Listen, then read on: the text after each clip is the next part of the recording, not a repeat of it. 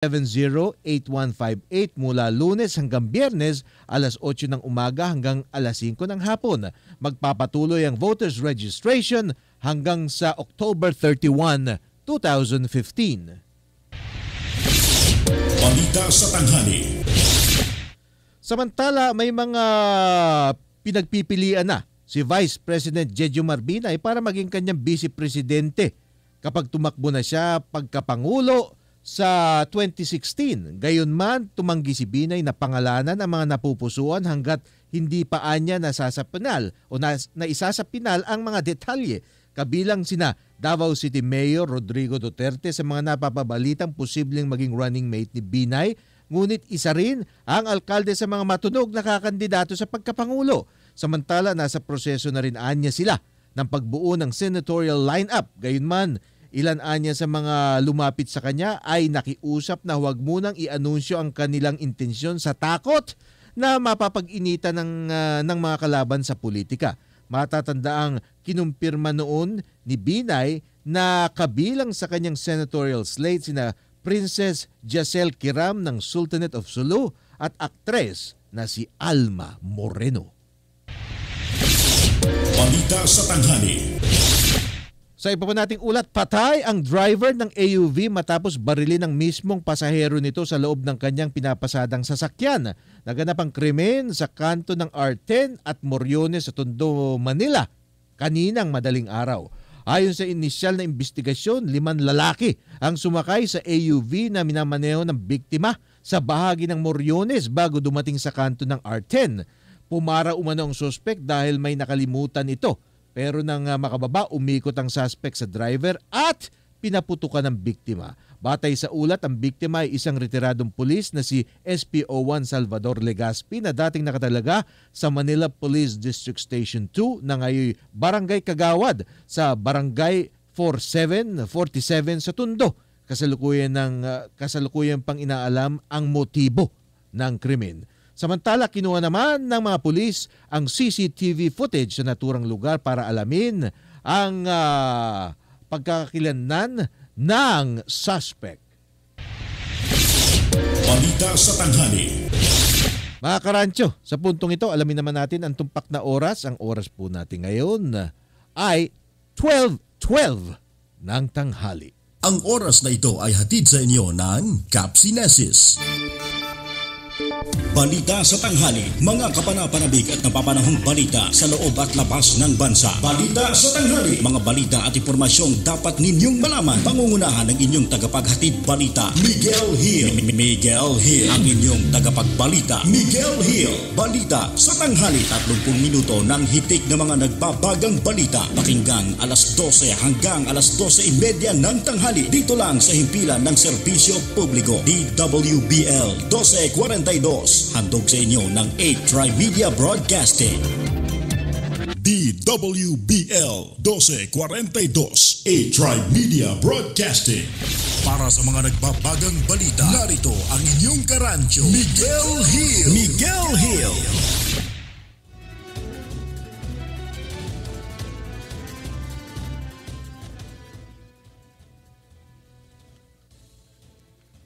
Sa pagpapatuloy po ng ating balitaan, nakakuha ng kakampi ang mga OFW sa panig ng Department of Labor and Employment o DOLE. Kaugnay ng panukala ng Bureau of Customs na buksan ang mga balikbayan boxes bilang bahagi ng paghihigpit nito.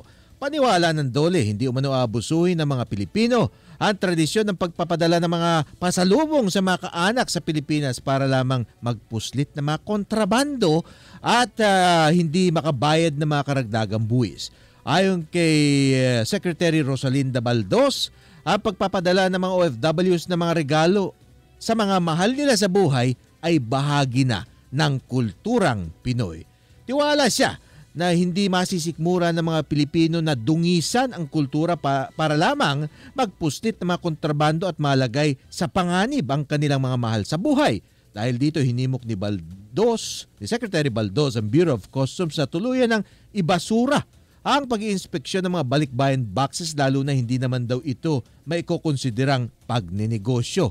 Paliwanag ni Baldo, sumisimbolo sa malalim na pagmamahal sa pamilya.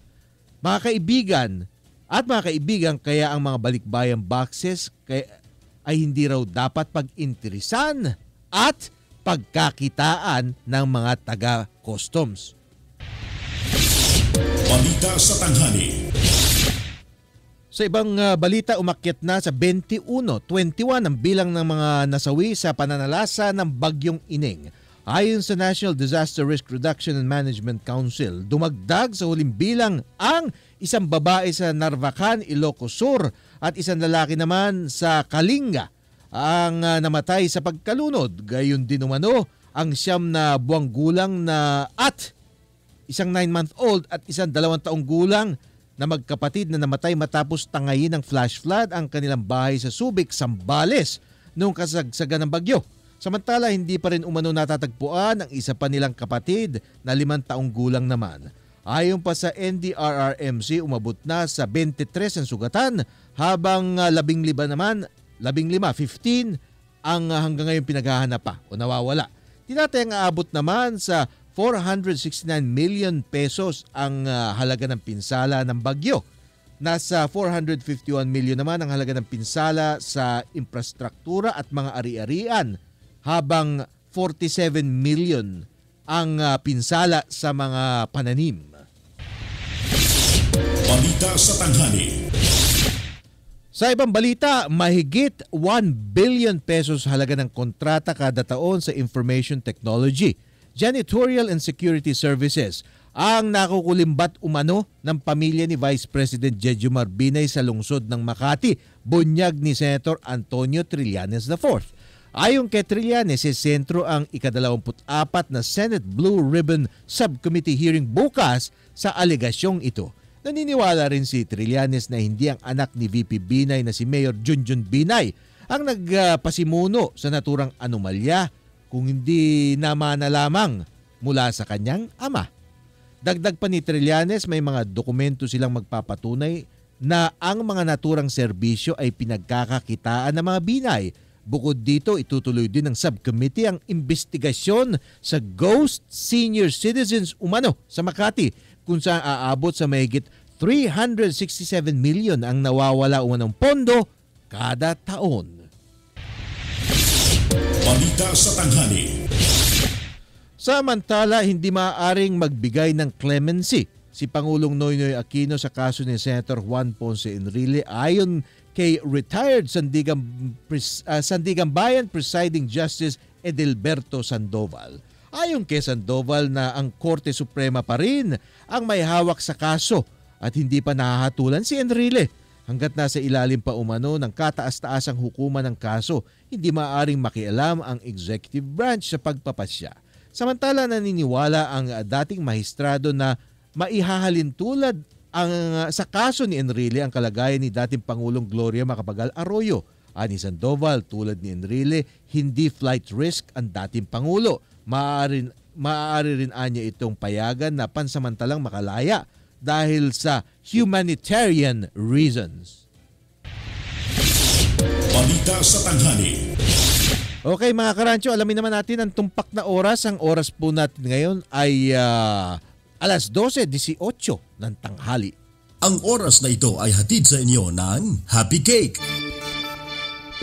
Balita sa tanghali, mga kapanapanabik at napapanahong balita sa loob at labas ng bansa. Balita sa tanghali, mga balita at impormasyong dapat ninyong malaman. Pangungunahan ng inyong tagapaghatid balita, Miguel Hill. Miguel Hill, ang inyong tagapagbalita, Miguel Hill. Balita sa tanghali, 30 minuto ng hitik na mga nagbabagang balita. Pakinggan alas 12 hanggang alas 12:30 ng tanghali. Dito lang sa himpilan ng serbisyo publiko, DWBL 1242. Handog sa inyo ng 8Tri-Media Broadcasting.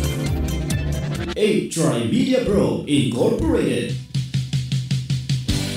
Narito ang mga kapanapanabik, punong-puno ng impormasyon at kasiyahan, mga programang ipinagmamalaki ng 8Tri-Media Broadcasting.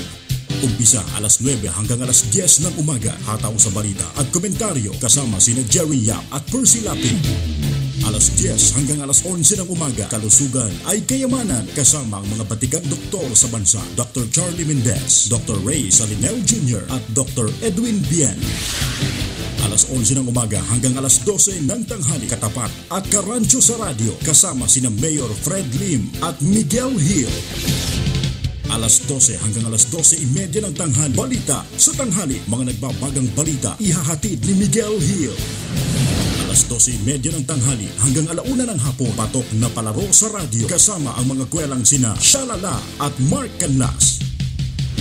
Alauna hanggang alas 2 ng hapon, pag-ibig, musika at iba pa kasama ang mga premyadong